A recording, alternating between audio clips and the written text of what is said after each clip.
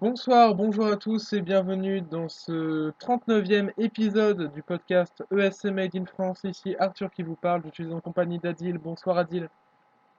Bonsoir. Mais également en compagnie de Corentin. Bonsoir Corentin. Bonsoir. Ainsi que de Gwen. Bonsoir.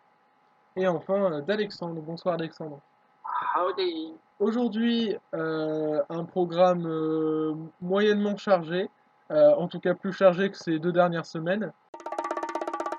Récemment, il y a eu la construction de la scène et de la green room et en fait de tout le staging à Rotterdam. Et donc on va donner un avis bref sur tout ce qui a été mis en place. Gwen, que penses-tu du coup de cette scène et de cette green room? Je la trouve dans la continuité des précédentes scènes, hein, donc c'est assez moderne, ça ressemble bien à une scène pour 2021. Après, je suis pas étonné de l'emplacement de la Green Room non plus, donc non, vraiment que du positif. J'espère vraiment en avoir plein les yeux dans 4 semaines. Corentin? Je l'aime beaucoup. Je pense que je suis assez biaisé par le fait qu'on n'ait pas eu de scène l'an dernier et que du coup ça fait 2 ans qu'on est en chien et qu'on attend la moindre petite photo d'Eurovision. Mais, mais du coup je l'aime bien. J'ai beaucoup aimé les rendus qui datent de l'an dernier déjà, surtout les petites parties sur le côté. J'adore ce que ça va donner en vrai. C'est assez malin ce qu'ils ont fait avec la Green Room, même si ça va faire super bizarre de pas avoir de fosse avec des gens dedans. Mais bon, on va bien voir. J'aime bien le design. Ça te pète pas trois pattes à un canard peut-être, mais c'est sympa et je pense que ça va bien rendre à la télé. Alexandre? J'adore. Je suis amoureux de ce staging, de cette scène. Et ce que j'aime, c'est ça a l'air d'être une scène basique, mais en fait, déjà l'écran LED est énorme. Je crois, il fait 52 mètres de long, un truc comme ça. Mm. Donc c'est énorme. Il va même sur les gradins. Enfin, si vous regardez bien sur les côtés, on peut voir que les extrémités vont jusqu'au gradin.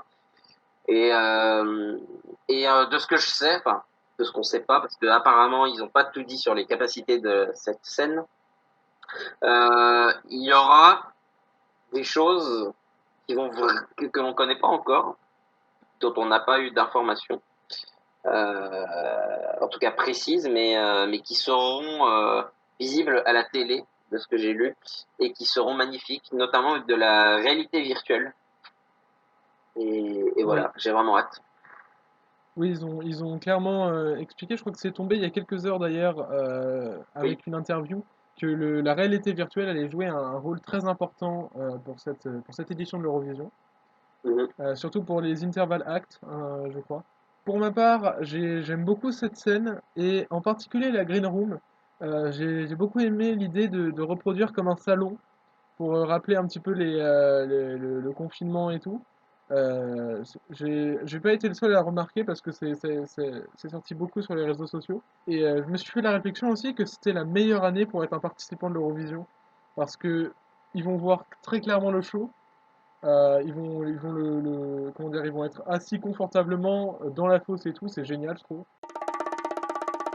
On passe tout de suite à la seconde news qu'on a eue, c'est les emplois du temps pour les répétitions. Gwen, tu voulais dire quelque chose sur les répétitions?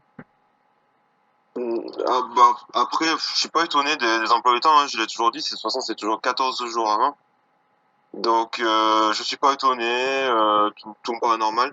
La seule question que je me pose, c'est qu'est-ce qu'ils vont diffuser sur l'Australie? Euh, Vu que je pense que alors, j'ai vu des gens poser la question aussi. Ce sera, il me semble, juste des tests pour la synchronisation entre ce qu'on voit sur scène, donc sur les écrans, et ce qui sera diffusé à la télé. Je pense que ce sera surtout ça. Et vérifier aussi que le son est bon, etc. Enfin voilà quoi. Après, voilà, là on a eu les dates pour les premières répétitions, puis ensuite il y aura les secondes répétitions une semaine plus tard, s'il me Parce que semble. oui, du coup, pour ceux qui savent pas pour l'Australie, on en parlera, ce sera une news Oui. plus tard dans cette émission. Mais Montaigne ne pourra pas aller à Rotterdam. C'est la seule ouais, qui est concernée. eh oui, Pour malheureusement. l'instant, Donc peut-être voilà. Florida, on sait pas, mais on croise les doigts quand même pour qu'il soit là. Mais oui, enfin, dans tous les cas, il y aura Zénith. Donc, Ouais, pour assurer le show. Adil, un petit avis sur ces répétitions? Eh ben, je veux dire, la saison Eurovision va presque enfin commencer. Enfin, s'il n'y a pas le Covid qui va encore faire des siennes, mais bon, quoi qu'il arrive, ça va faire un bien fou de retrouver notre concours préféré depuis 2019. C'est vrai qu'on va retrouver ces petits plaisirs qu'on avait chaque année, par exemple actualiser la page YouTube de la chaîne de l'Eurovision pour avoir les Ah répétitions oui. et tout. C'est J'avais oublié. Et stressé pour savoir si les favoris vont passer en finale ou pas. oui Exact. aussi. Ces petits plaisirs qu'on a un petit peu oubliés en 2 ans vont ressurgir, que ça va être cool. Je suis content de voir que ça revient. La répartition me paraît logique. C'est comme les années précédentes, en fait. C'est d'abord la première demi-finale, la deuxième plus tard, et donc et les deuxièmes qui se chevauchent, et avec les premières de la demi-2. Et puis après, le Big Five bien après. Et oui, d'ailleurs, en parlant du Big Five, du coup, on aura la chance de voir comment dire, des extraits des répétitions de Barbara le 13 mai. S'ils n'ont pas changé ça, parce que pour les nouveaux fans qui doivent savoir, qui ne doivent pas savoir du coup, mais les deuxièmes répétitions sont accompagnées d'une preview vidéo avec vue depuis les caméras de télé. Oui. Enfin, avec les voilà quoi, la vidéo qui sera diffusée à la télé. Enfin, c'est en mode preview et c'est la répétition, donc voilà. Mais donc, a priori, ça devrait être le 15, je pense, ou le 16, donc 2 jours avant le vrai show, en comptant Mm. le jury show, le show familial, etc., qui est toujours avant. On passe à la troisième news. Donc là, les deux prochaines news, c'est sur la conférence de presse qu'a organisée France 2 par rapport à l'Eurovision. Et donc lors de cette conférence de presse, nous avons appris que Laurence Boccolini commentera elle seule les deux demi-finales et sera rejointe par Stéphane Bern, notre Stéphane national, pour la finale. Gwen, que penses-tu de ces annonces de commentateurs? Alors pour la finale, je ne suis pas étonné du tout, vu que bon, elle a présenté quand même la sélection de l'Eurovision. Moi, c'est surtout sur la demi-finale où j'aurais bien vu quelqu'un, mais je sais pas, j'aurais pas vu elle. J'aurais peut-être vu quelqu'un d'autre pour les demi-finales. Corentin? Ça, je sais pas, ça me fait peur. Ça fait des années que les commentaires de France 2 me sortent par les trous de nez et par tous les orifices. On verra ce que ça donne avec Laurence. Je suis curieux, elle a pas encore commenté, donc on verra, on va lui donner sa chance. Je suis pas optimiste. Je compte vraiment pas regarder avec les commentaires cette année de toute façon. J'en peux plus de Berne qui dit des conneries toutes les 5 minutes. Je vais regarder le stream YouTube, je pense. Quand je sais pas, trouver quelqu'un d'autre, enfin, ça va pas être si compliqué que ça de trouver des gens qui s'intéressent à peu près à l'Eurovision et qui seraient capables de faire un boulot correct de commentaires. Enfin, je sais pas, je pense à des gens comme Bilal et compagnie. Le truc, c'est de Bilal, c'est que il est pas professionnel à la télé. Ouais. Donc, il est Bah pas... non, mais je pense qu'il fera un meilleur taf que Stéphane Bern. Enfin, Stéphane Bern, quand Ouais. il annonce des conneries, genre, Bah, oh, après, voici Bilal, Ariel il s'y Olafsson connaît. qui va chanter Atrid Monsigra. Mais putain, mais gros, mais tu sors ça, enfin, c'est pas possible. De quoi? Quoi? Hein? T'avais raté en 2019. Enfin, la dernière année où j'ai regardé les commentaires, donc 2019, Quoi? il balançait des inaptitudes toutes les deux prestations. Il avait notamment sorti, il avait dû lire sa fiche trop rapidement. Voici donc Harry Olafsson pour chanter Atrid Monsigra. Oula. What? Et puis de toute façon, sans commentaire, c'est très bien aussi, on peut entendre les présentateurs. Donc voilà. Ce que j'allais dire, ouais, tout ça pour dire, je compte pas regarder avec des commentaires. Je perds un peu espoir avec ce que nous propose France Télé.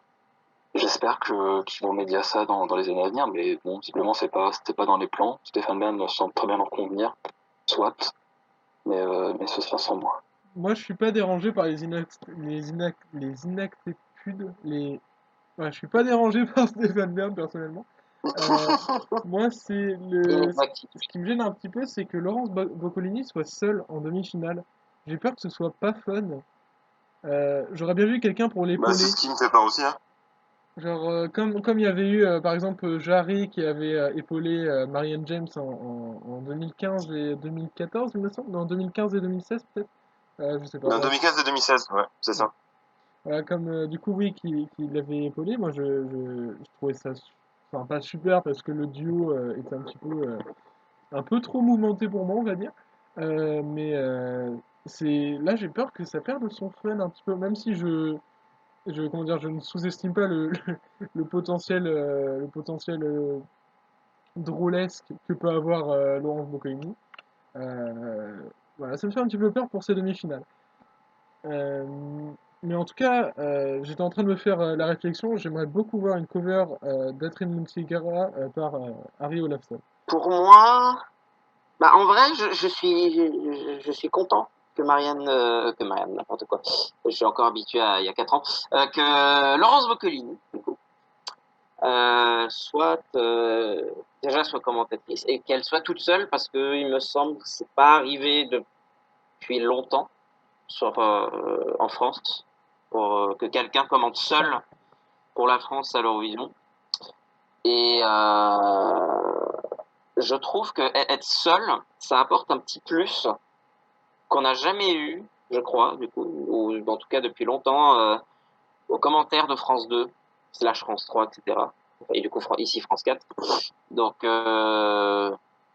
moi, je suis content, et puis, comme tout ça, on verra.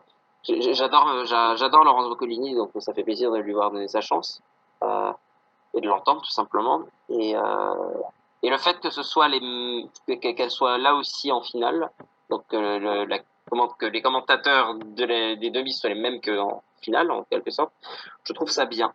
Ça fait une sorte de continuation. C'est pas comme quand on avait les commentateurs complètement différents en demi et en finale. C'est un peu triste, je trouve. On passe à la deuxième info qu'on a eue suite à la conférence de presse, c'est le fait que notre porte-parole sera Carla, qui a représenté la France au Junior 2019. Moi, je me demande si c'est pas un signal qui est envoyé pour l'Eurovision Junior. Le fait de l'avoir choisi justement Totalement. pour annoncer les points du senior. Après, je serais comme moi personnellement, ça me gêne pas du tout. Hein, peut-être elle fera mieux qu'Elodie Gossuin en chantant un petit peu mieux, donc non, pourquoi pas. Hein, c'est pas gênant. Peut-être un test pour elle, pour que peut-être elle soit choisie en tant que présentatrice de l'Horizon Junior ou quelque chose comme ça. Bah, c'est vrai que François a fait un bon choix en prenant Carla en tant que porte-parole, étant donné que ça fait 5e, et le succès internet par Juju Fektas et son Bim Bam Boom, qui est typiquement le genre de chanson que, même si t'es pas fan, tu ne peux pas t'empêcher de l'avoir par la tête. C'est une super idée d'avoir mis Carla parce que ça va justement servir à Stéphane Bern et à Laurence Boccolini de pub en fait pour le Junior 2022. On passe à la troisième news qui va concerner la troisième, oula non, la cinquième Arthur. La cinquième news qui va concerner l'OJAE Seconde Chance. Les Eurofans ont décidé d'élire Pony X pour nous représenter à cette Seconde Chance. On rappelle le principe de la Seconde Chance, c'est un concours entre les OJAE avec les chansons qui auraient pu représenter le pays lors de diverses finales nationales. Donc là, ça va être Pony X pour la France. Gwen, que penses-tu de ce choix? Bah, c'est quand même un bon choix, même si c'était pas celui que j'avais choisi initialement, mais ça peut aller. Maintenant, est-ce que ça peut gagner contre, par exemple, Kaino qui serait choisi par la Norvège ou d'auteur ou je sais pas, peut-être pour la Suède ou Non, d'auteur n'est pas non. sectionné, je crois. Mais après, bon, il y aura pas beaucoup de participants vu qu'il y a eu très peu de sélection, donc je me dis que ça peut faire un top 5, mais bon, après la victoire, ça, je suis pas tout à fait sûr, mais après bon, je peux être étonné. Bon, après, c'est vrai que la victoire, on peut faire une croix dessus parce que il y a vraiment Keno fait l'unanimité des Eurofans. Hein. Oui, là, ça va être une victoire très facile de la Norvège. Ouais. On n'a pas besoin de regarder, quoi. Ah, si c'est Kaino, c'est sûr. Justement, Adil, que penses-tu de ce choix de Pony X?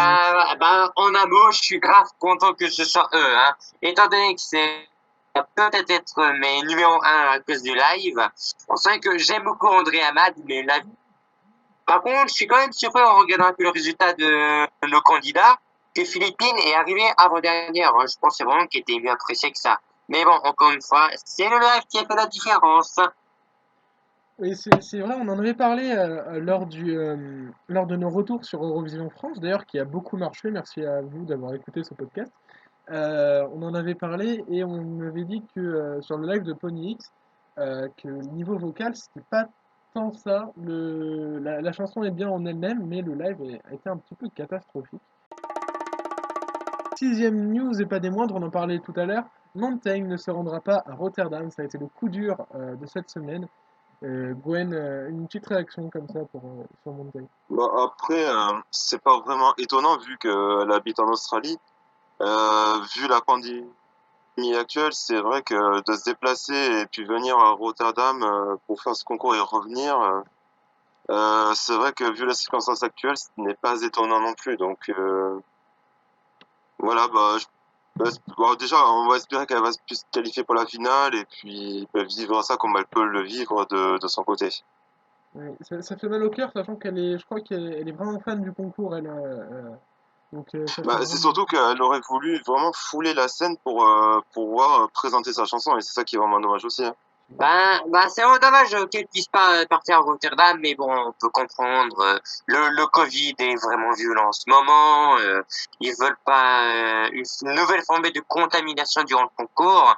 Mais bon, je me demande à quoi ça va ressembler, la presta de Technicolor, hein. Enfin, du moment que ça tombe pas sur elle, la première non-qualification du pays, je serais quand même triste, hein. Pas étonnant, pas étonnant. Ben moi, je trouve que si, un petit peu. Parce que faut pas oublier qu'il y a des sports, des sportifs, des footballeurs, surtout des tennisman, je pense. Parce que le football, c'est pas aussi populaire en Australie. Mais bref, tout un tas de personnes qui sont autorisées à voyager à l'étranger, tout simplement, pour des compétitions, etc. Apparemment, l'Eurovision, la culture, ça semble pas être leur fort. Donc dommage. Après, apparemment, de ce que j'ai vu, donc j'ai vu un article qui parlait de ça et qui apparemment c'est Montaigne elle-même qui expliquait dans cet article que c'est pas elle qui avait fait l'article, hein, bien sûr, mais qui disait pour cet article que en gros ils avaient, je crois, embauché un expert sanitaire ou un truc comme ça pour savoir si c'était statistiquement risqué ou si c'était safe de venir de venir en Europe et de retourner en Australie et ils leur ont dit que non. Donc voilà. Après faut se dire aussi que il y a des rumeurs comme quoi le gouvernement australien n'est pas trop fan de SBS, le diffuseur public, donc assure la participation du pays. Ça peut peut-être jouer aussi le fait que le concours soit pas si connu que ça en Australie. Du moins, ça reste un pays qui participe depuis peu.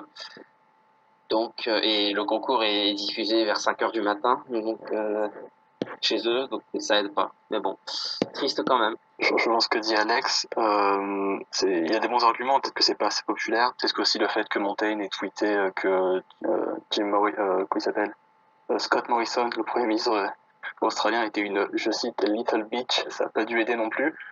Mais dans tous les cas, ouais, je comprends je comprends les arguments. Enfin, ma première réaction, ça a été, putain, on voit des athlètes là qui se baladent à gauche, à droite, dans tous les sens. Et les mecs ont aucune restriction pour aller se balader et aller faire leur match. Mais par contre, dès que ça concerne la culture, hop, point d'arrêt, pas possible. Alors oui, effectivement, il y a le fait que SBS devrait payer sa quarantaine en hôtel obligatoire et que du coup, il faut payer pour toutes les délégations et ça coûte une blinde, machin. Mais putain, quand tu mets les deux à côté, enfin, je peux pas m'empêcher de me dire que il y a clairement un traitement de faveur ou en tout cas, c'est un aveu de priorité qui est bon, assez discutable. Mais passons. On va passer à une news un peu plus légère. Daddy Fred, qui n'hésite pas à continuer dans les innovations, sort un jeu mobile, Think About Aliens. Il est sorti hier, donc samedi en fait. Euh, Personnellement, j'y ai joué. Je l'ai téléchargé et je dois dire que c'est un excellent jeu. Très fun, avec beaucoup de références à l'Eurovision et en particulier l'histoire de l'Islande dans le concours. Donc le jeu, pour vous résumer un petit peu, c'est Daddy Frel et ses amis, donc Gnamakni, qui vont pour se rendre à l'Eurovision, sauf qu'un monstre qui n'aime pas la musique les enlève et va les dispatcher un par un, va les mettre en prison séparés, et on va devoir avancer dans les niveaux avec de plus en plus de personnages, avec Daddy, donc toujours, pour aller délivrer les Gnamagnid. Et donc c'est super sympa à jouer, on peut jouer tous les personnages. Donc comme je dis, oui, donc il y a beaucoup de références à l'Islande dans l'Eurovision, par exemple. Il y a des niveaux cachés où tu peux trouver les participants, où tu peux libérer les participants de l'Eurovision, genre Atari, on peut les libérer si vous voulez. Et c'est assez cool. Ah, c'est génial ça. En tout cas, moi j'adore, c'est très intéressant. C'est un mix entre un jeu de plateforme et à la fois un jeu un petit peu à la Beat Saber, pour ceux qui connaissent, ou à la Ozu, Ah oui. où bon, pas trop comme Ozu, mais on doit frapper des notes et tout pour gagner contre un boss, quoi que ce soit. C'est vraiment cool, c'est addictif, les musiques sont super sympas, elles sont toutes composées par Daddy Frère, et elles accompagnent, il y en a une différente à chaque niveau en fait. Dont les musiques, donc elles sont revisitées sans parole et tout, simple avec quelques notes, dont les musiques Is This Love, 10 Years ou Think About Things. Et j'aime beaucoup, donc téléchargez-le, il est sur l'App Store et sur Android, sur le Google Apps. Donc voilà, franchement, allez y faire un tour, vous le regretterez pas. Et donc il y a des morceaux de jeu de rythme dedans, du coup, c'est ça? Oui, un peu de jeu de rythme, c'est-à-dire, enfin, pas complètement de jeu de rythme, quoi. Genre, t'as Daddy Fred que tu dois déplacer dans l'écran pour qu'il attrape les notes de musique tout en évitant les coups de feu comment dire, du monstre devant Ok, lui. Et intéressant. je trouve ça assez cool. On Euh, précise que ce n'est pas sponsorisé par le jeu en passage. non, non, c'est pas sponsorisé par le jeu, c'est sponsorisé par Daddy Fred.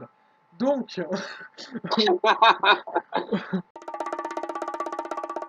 on continue les news, enfin on termine les Voilà. news avec 6 mois Oliveira qui représentera le Portugal au Junior 2021. En tout cas, le Portugal ne perd pas de temps cette année. Gwen, que tu souhaitais-tu dire sur cette news? Bah, c'est ce que je pense, la même chose, ils perdent pas de temps, effectivement, hein.